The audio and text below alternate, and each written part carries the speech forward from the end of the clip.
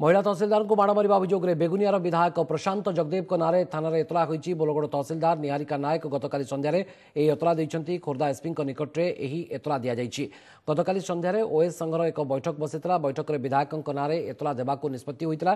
खोर्धा एकदलिया गाँव में एक जबरदखल उच्छेद बेले तहसिलदार को विधायक माड़ मारिथिबार अभियोग होता। तेबे यही अभियोग संपूर्ण मिथ्या बोली विधायक प्रशांत जगदेव कहते। तेबे एतला दायर प्रसंग में विधायक एपर्यंत कौन प्रतिक्रिया मिल पारी नहीं। Tasilar has lodged an FIR. Whatever FIR, whatever he has written, she has written, strong action should be taken.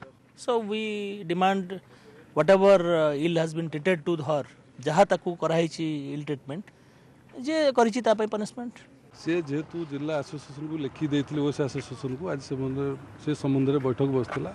से संबंध में आलोचना है।